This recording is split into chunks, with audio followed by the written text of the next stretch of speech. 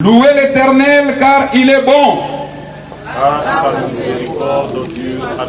Samedi 27 décembre 2025, une belle journée radieuse au sein de l'église Éden, maison chrétienne des prières et de charité, qui s'est livrée à une cérémonie inaugurale et des dédicaces du temple construit pour l'œuvre du Seigneur.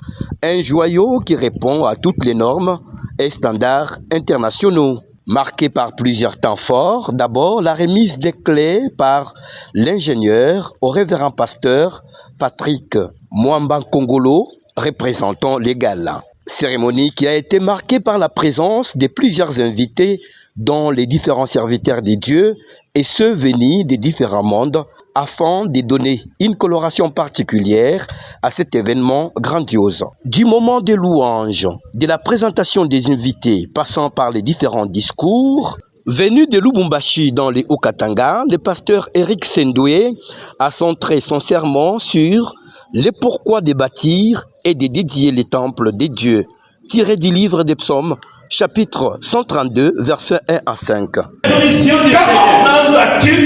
il commence une chose, cherche la volonté de Dieu, cherche ton orientation. S'il n'y a pas ces choses dans ta vie, tu peux bien commencer les choses de Dieu. Et tu arriveras à un certain moment.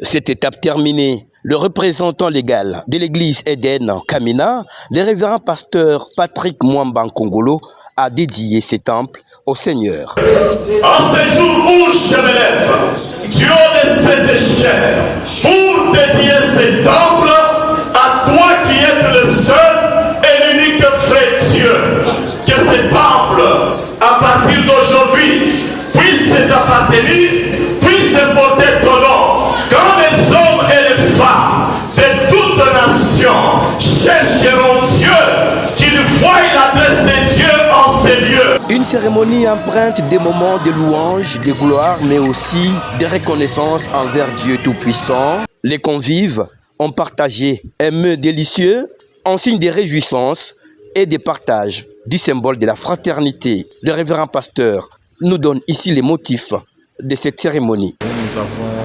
consacré ce temple que vous voyez entre les mains du Seigneur. Ce temple a été construit en l'honneur du Seigneur.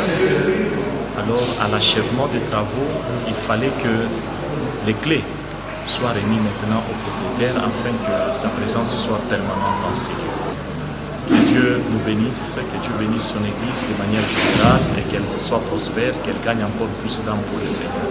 Ce beau temple restera ainsi un lieu de culte, un lieu de prière.